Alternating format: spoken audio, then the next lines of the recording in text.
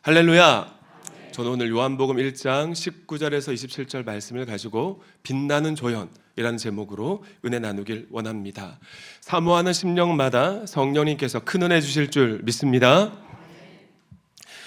들러리는 결혼식의 주인공인 신부와 신랑을 빛나게 하는, 더욱 돋보이게 하는 역할을 합니다.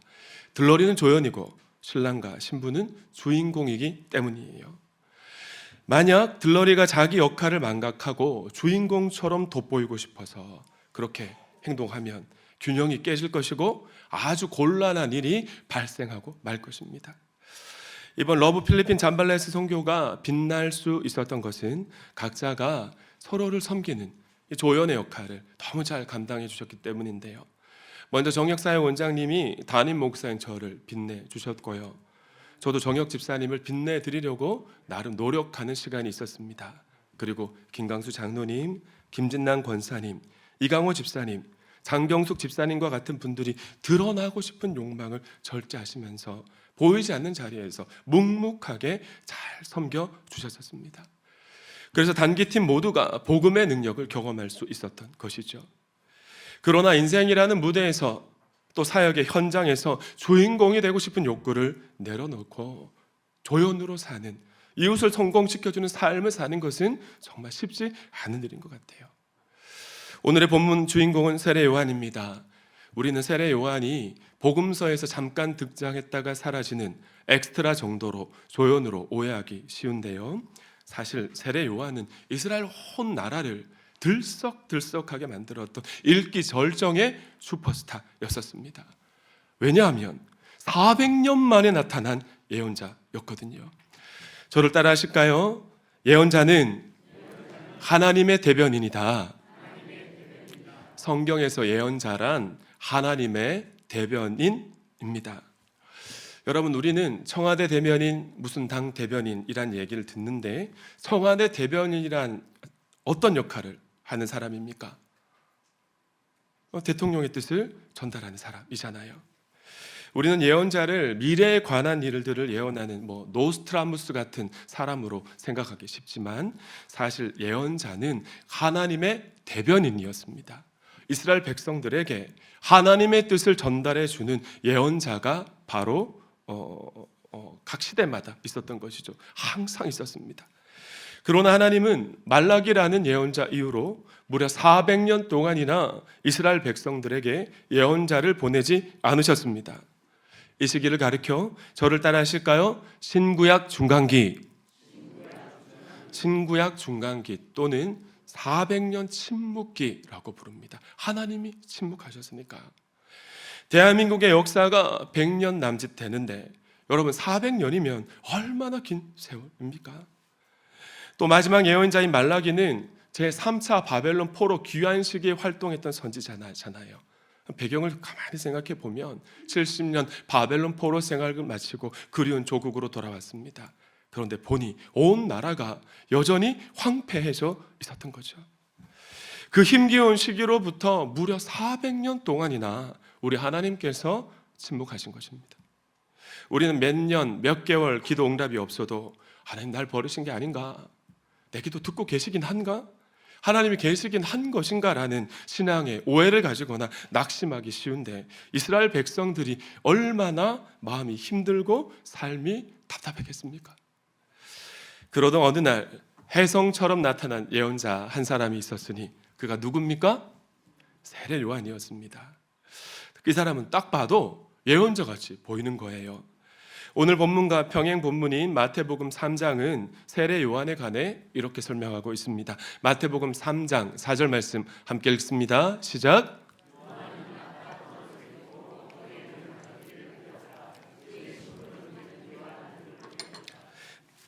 당시 이스라엘 사람들은 무명으로 된 옷이나 비단을 가지고 옷을 지어 입었습니다. 그런데 이 세례 요한이라는 예언자는 황량한 광야에 살면서 낙타 털을 가지고 옷을 지어 입은 거예요. 팔레스타인 지방 저 가보지 않았지만 얼마나 덥습니까? 여름이면 땀 꽤나 흘렸겠다 싶더라고요. 또 세례 요한의 식물, 양식인데 이 양식은 무엇이었다 말씀하고 있나요? 메뚜기와 들꿀, 개역 개정 성경에서 석청으로 번역하고 있죠. 이 떡은 세례 요한이 메뚜기와 들풀을 먹었다는 말을 오해하셔서 목사님, 세례 요한은 웰빙 음식 먹으면서 웰빙 생활했나 봅니다 라고 말씀하시는 분들도 있으시더라고요. 제 아내는 어린 시절 시골에서 자랐기 때문에 친구들과 함께 메뚜기 잡아다가 구워 먹을 때 참 고소했다라고 말을 하기는 합니다만은, 여기서 메뚜기란 이스라엘 문화를 비추어 볼 때 우리가 생각하는 그 메뚜기가 아닙니다. 이미지 띄워주실까요? 콩꼬투리 모양으로 열리는 지엄나무 열매, 가만히 보세요. 나뭇가지에 매달려 있는 메뚜기처럼 생겼지 않습니까? 그래서 유대인들은 지엄나무를 메뚜기 나무라고 부른다고 합니다. 지엄나무는 히브리어로 하루빔인데 가난, 궁핍이란 뜻을 가지고 있어요. 이 집 나간 탕자가 아버지 산 다 탕진하고 돼지 치는 일을 하잖아요. 근데 기근까지 찾아오니까 돼지 사료로 쓰는 지엄나무 열매를 먹으려고 했는데 그조차 주는 이가 없었습니다. 세례 요한이 지엄나무 열매, 여기서 나온 시럽을 먹었을 것이라고 신약 학자가 추정하고 있는 것이죠. 불과 몇십 년 전까지 우리나라가 못 살 때 소나무 껍질 벗겨서 먹었다는 이야기, 풀뿌리 캐먹었다는 전설 같은 이야기가 흘러내려오지 않습니까? 그랬던 것처럼 당시 이스라엘 백성들 중에 극빈층이었던 과부, 고아, 나그네, 이들이 먹었던 양식 중 하나가 지엄나무 열매, 즉 메뚜기 나무 열매였던 것이에요. 세례 요한이 이 열매, 이걸 먹었던 것입니다. 세례 요한의 또 다른 양식이었던 들꿀, 그리고 개역개정 성경에선 이 석청으로 번역하고 있는 야생 꿀도 우리가 생각하는 그 꿀이 아닙니다. 제가 연결해서 계속 같이 말씀드리고 있어요.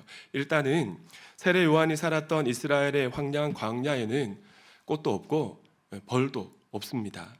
신약학자들은 세례 요한이 먹었던 이 들꿀을, 이 석청을 종려나무, 저 나무가 종려나무예요. 저 열매로 만들어진 시럽이었을 것이라고 추측을 합니다. 그런데 성경에서 등장하는 종려나무가 바로 대추야자 나무였더라고요. 근데 레위기 23장 22절은 이렇게 말씀하고 있습니다. 함께 읽습니다. 시작.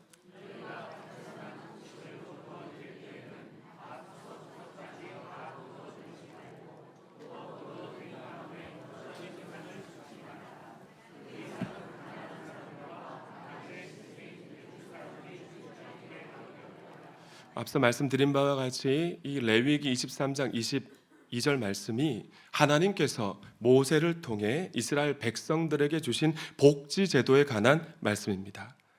그런데 이 율법은 단순히 곡식에만 적용되지 않았어요. 모든 과일에도 적용되었습니다. 그래서 유대인들은 과일 나무 열매를 거둘 때도 일정 분량을 남겨 두었습니다. 그 열매가 떨어지면 과부나 고아와 나그네와 같은 극빈층들이 먹을 수 있도록. 대추야자 나무 열매가 떨어져서 돌틈에 사이에 끼어 있는 것을, 그래서 시럽처럼 된 것을 세례 요한이 먹었던 것이죠. 종합하면 세례 요한은 청빈한 삶을 살아가면서 과거 영락교회 우리 누구세요? 그 목사, 원로 목사님처럼 하나님의 뜻을 전달하는 참 선지자였던 것입니다. 400년 만에 진짜가 나타난 것입니다. 그러니까 온 나라가 소동할 수밖에요. 지난 400년 동안 우리가 그토록 기다려왔던 선지자가, 예언자가 저 사람일 줄 몰라요. 많은 사람들이 수근수근 거렸고요. 그 수근수근 거림은 또 전해져서 온 나라에 소문이 퍼져가게 됐던 것이죠. 심지어 이 사람이 외치는 메시지도 심상치 않았습니다. 마태복음 3장 1절과 2절 말씀, 그 무렵에 세례자 요한이 나타나서 유대 광야에서 선포하여, 2절 함께 읽습니다. 시작. 세례 요한이 이렇게 외칠 때 이 외침을 듣고 이스라엘 온 나라가 발칵 뒤집어졌습니다. 구름대처럼 사람들이 몰려왔어요. 평행 본문인 누가복음 3장을 보시면 회개에 합당한 열매를 맺으라고 세례 요한이 선포하니까 유대인들이 멸시하는 세리들도 나와서 회개하고 세례를 받았고요. 군인들도 회개하고 세례 요한에게 세례를 받았습니다. 우리는 누가복음 3장을 읽을 때 이 군인을 로마 군인으로 오해하기 쉽지만, 누가복음 3장의 군인이란 특정 지역 안에서 치안 업무를 하고 그렇게 또 세리를 돕는 경찰 같은 그런 유대인들을 지칭하는 표현이었어요. 하지만 율법을 생명처럼 여기는 바리새파 사람들이 바라볼 때는 세례 요한이 유대인들에게 막 세례를 주니까 이게 너무나도 이상하게 보였던 겁니다. 왜냐하면 유대교에서 세례란 유대인이 아닌 이방인들이 유대교 신앙을 가지고 유대인이 되고자 할 때 먼저 할례를 받습니다. 그 다음에 세례를 행하는 정결 의식 중에 하나였기 때문이에요. 쉽게 말하면 유대인들을 대상으로 세례를 베푸는 게 아니고 유대인 전통에서는 이방인들에게 세례를 주는데 세례 요한은 유대인들에게 세례를 막 주는 것이죠. 그래서 사내들인 공회에 속한 바리새파가 오늘날로 말하면 이단 사이비 대책위원회와 같은 조사단을 꾸려서 세례 요한에게 보냈던 것입니다. 그들은 세례 요한에게 물었습니다. 너는 누구냐? 도대체 무슨 권리로 이런 짓을 하고 있느냐? 만약 여러분이 열심히 사역을 하고 있는데 처음 보는 목사님이나 장로님들이 와서 여러분에게 이런 질문을 한다면 여러분 어떤 마음, 어떤 기분이 들 것 같으세요? 아무리 사내들인 공기관에서 파견한 조사단이지만 처음 보는 사람에게 이런 말 하는 것, 이런 질문하는 것은 정말 무례한 말이고요, 불쾌한 질문일 것입니다. 저 같으면 그런 당신들은 누구냐고, 왜 남의 사역지에 와서 행패냐고 막 반박하고 따질 것 같은데 세례 요한은 우리와 다른 반응을 합니다. 20절 말씀 함께 읽어주십니다. 시작.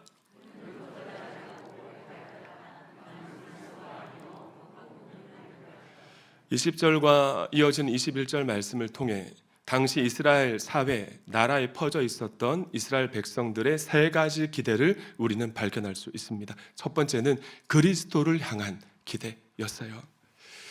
여러분이 생명의 삶 공부하는 시간에 배우는데요, 그리스도는 헬라어고요. 헬라 그리스도를 히브리어로 바꾸면 마시하흐, 아람어에서 파생된 히브리어 메시아가 되는 것입니다. 메시아와 그리스도는 같은 뜻이에요. 한 번 더 따라합시다. 기름 부음을 받은 자. 구약시대 대관식을 할 때 새롭게 보위에 오르는 왕의 머리 위에 감람류 이렇게 부잖아요. 그 모습을 연상하시면 쉽게 이해가 될 것 같아요. 그래서 그리스도라는 말은 기름 부음을 받은 왕, 이런 뜻을 가지고 있는 겁니다. 우리가 잘 알고 있는 것처럼 당시 이스라엘 백성들은 로마의 압제로부터 너무 시달렸기 때문에 자신들을 해방시켜줄 다윗과 같은 왕, 이 그리스도, 이 메시아를 기다려 왔던 것입니다. 그런데 세례 요한이 그리스도일지도 모른다는 소문이 온 나라에 퍼져가 있었던 거예요. 그래서 사내들인 공회에서 조사단을 파견했던 것이죠. 그러나 세례 요한은 조사단이 파견된 목적을 이미 알고 있었습니다. 그래서 나는 그리스도가 아니다라는 대답을 한 것인데, 여러분, 그리스도가 아니면서 왜 이 사람이 유대인들에게 세례를 주느냐라는 것이 유대인들 그리고 사내들인 공회가 궁금했고 확인하고 싶었던 것이었던 거예요. 하지만 재상을 가진 인간이 이렇게 곧바로 대답하는 것은 참 쉽지 않은 일입니다. 우리나라만 봐도 자칭 재림 예수라고 하는 사람이 여러분 몇 명이나 될 것 같습니까? 50여 명이나 되고요. 내가 하나님이라고 주장하는 사람이 20명 가까이 된다고 합니다. 그런데 이들도 처음부터 하나님은 아니었고요, 재림 예수라고 주장하지는 않았습니다. 사람들의 인기를 즐기다가 그 인기에 푹 빠져서 스스로 하나님이 되고 예수님이 되고 말았던 것이죠. 그러나 세례 요한은 자신이 누구인지 명확하게 알고 있었는 줄 믿습니다. 자, 21절 말씀도 함께 읽어주실까요? 시작.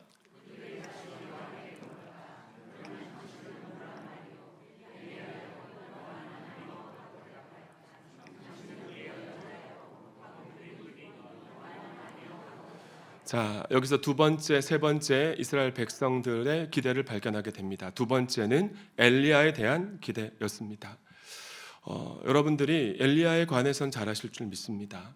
엘리야가 어떤 선지자입니까? 어떤 예언자예요? 예수님보다 약 850년 전에 활동했던 예언자잖아요.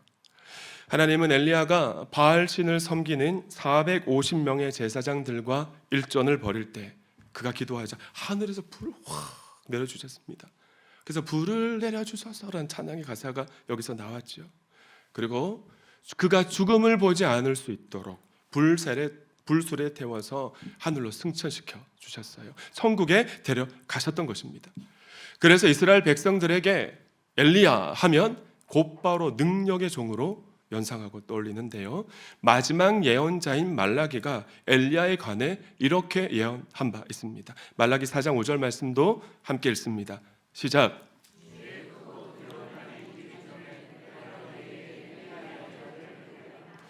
그래서 이스라엘 백성들은 기다렸습니다. 불수레를 타고 하늘로 승천했던 엘리야가 메시아 그리스도가 이 땅에 다시 오는 날 함께 올 것을 믿고 오랫동안 대망하고 있었던 것입니다. 세 번째 기대는 모세와 같은 예언자에 대한 기대였어요. 신명기 18장 15절 말씀도 함께 읽어주십니다. 시작.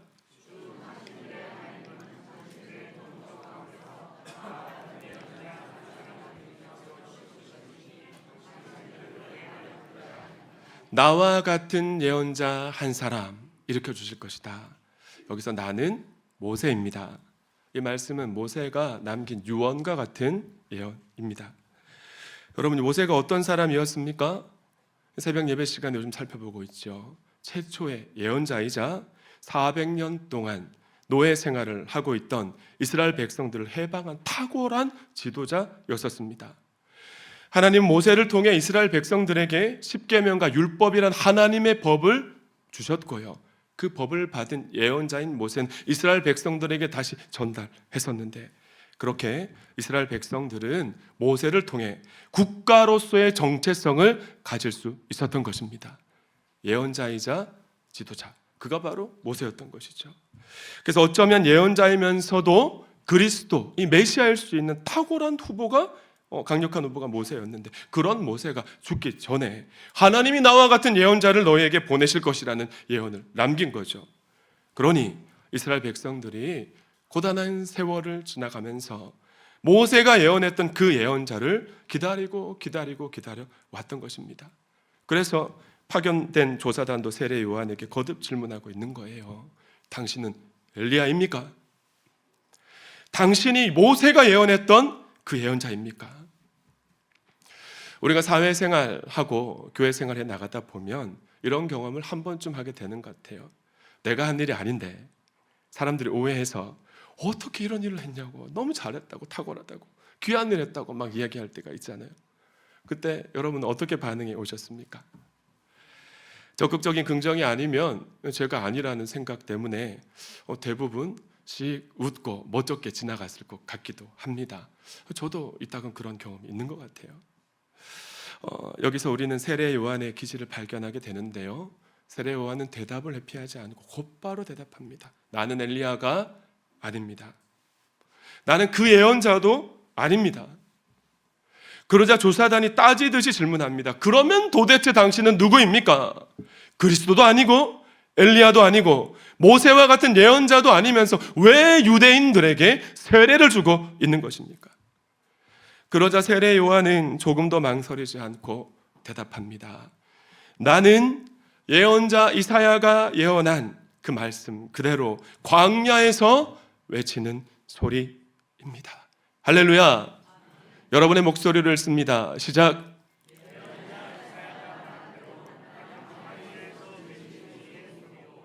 여러분, 세례 요한이 자신의 정체성을 어디서 발견한 것입니까?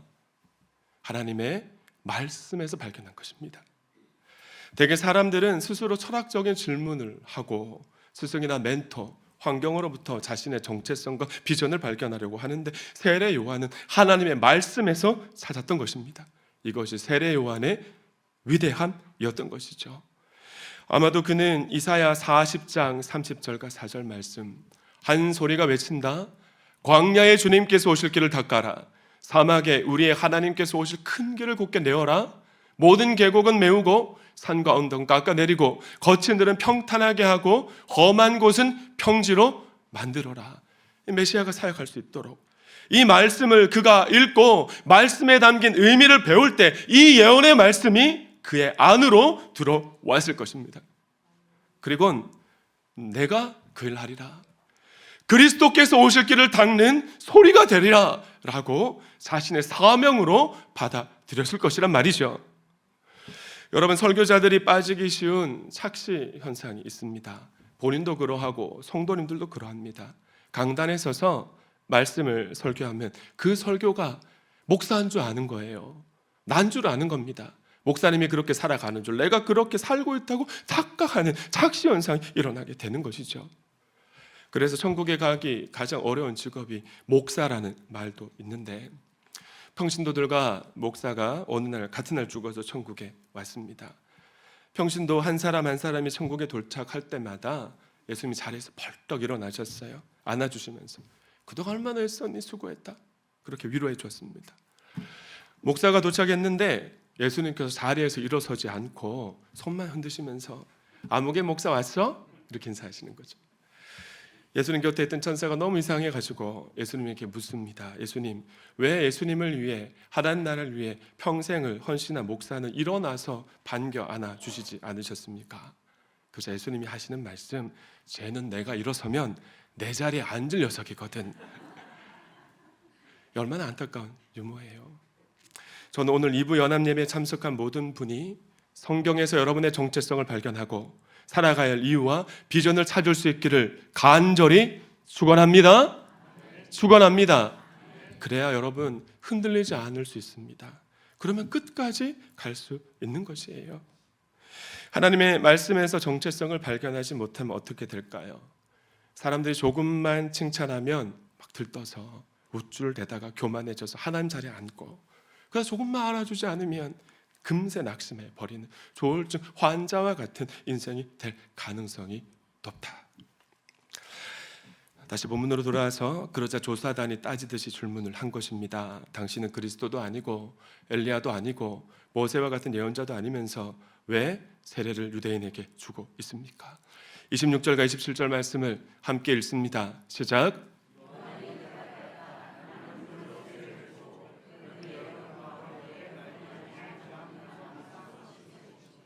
그는 내 뒤에 오시는 분이지만 나는 그분의 신발끈을 풀 만한 자격도 없습니다.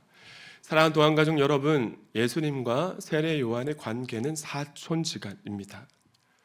심지어 예수님이 세례 요한보다 6개월 늦게 태어난 동생이었어요.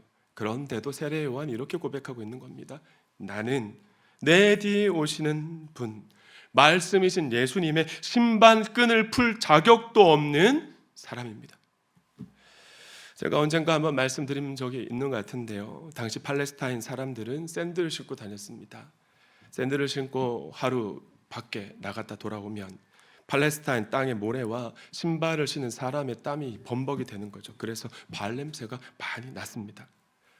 누군가의 집에 방문하면 그래서 그 집에서도 가장 천한 종이 맞이하고 그 사람 발 앞에 무릎을 꿇고 샌들끈을 풀어주는 겁니다. 발을 씻어주는 것이 이스라엘 나라의 문화였고 예의였어요. 근데 세례 요한이 자신을 뭐라고 소개하고 있습니까? 나는 예수님에 비하면 가장 천한 종보다도 못한 사람입니다 라고 자신을 소개하고 있는 것이에요.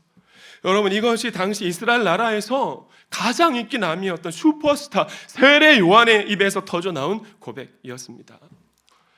우리 동암교회 목자 목녀님, 연합교회 청지기들이 아름다운 섬김을 해 나가실 때마다 주위 분들이 얼마나 기뻐하시고 또 존경의 마음을 표현해 오십니까? 정말 대단하십니다. 어떻게 그렇게 섬기십니까? 라고 물어올 때 세례 요한처럼 예수님이 제 삶에 베풀어 주신 은혜에 비하면 아무것도 아닙니다 라고 겸손하게 고백하면서 예수님을 높여드릴 수 있는 우리 모두가 될 수 있기를 원하고 바라고 기도합니다.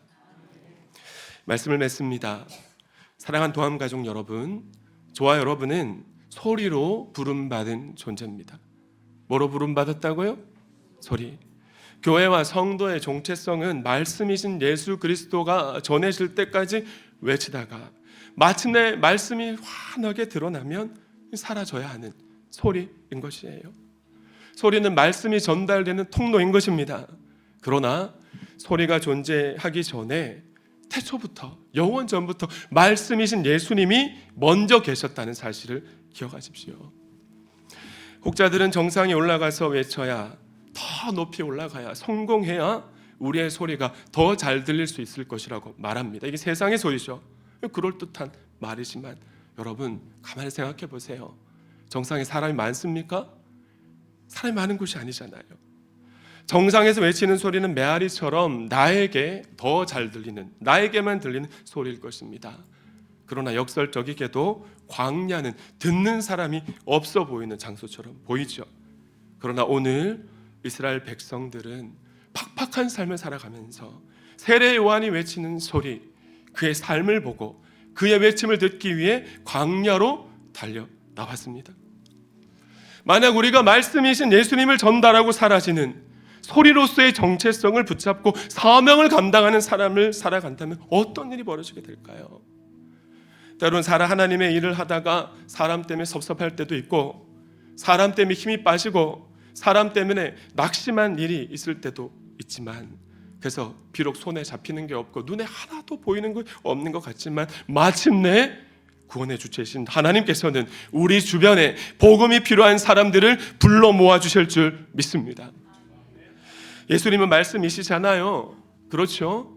말씀에 순종하는 삶을 살아가면 말씀이 환하게 우리 주변에 드러나고 우리의 삶을 통해 비치게 될 것입니다. 가정교회 정신 안에 이 모든 것이 담겨 있는 거예요.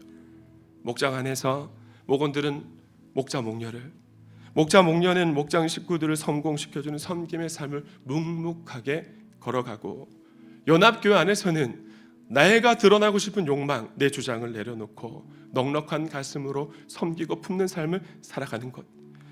가정 안에서 남편은 아내를 그리스도가 사랑하신 것처럼 사랑해주고, 그 사랑을 먹은 아내는 남편의 권위를 세워주는 복종하는 삶을 살아가면 어떤 일이 벌어지겠습니까? 말씀이신 우리 주님이 환하게 드러나게 되는 것이죠. 그 환한 빛을 보고 예수님에 대해 궁금해진 사람들이 광야로, 내가 외치는 살아가는 삶의 자리로 나오게 될 것입니다. 우리의 삶을 통해 예수 그리스도라는 말씀, 그 생명이 어두운 세상에 환하게 들려줄 수 있고 비춰줄 수 있기를 소망합니다. 그럼 비록 사라지는 소리일지라도 하나님 앞에서 가장 영광스러운 삶일 것입니다. 예수님이 이렇게 말씀하셨잖아요. 마태복음 11장 11절 말씀 함께 읽습니다. 시작.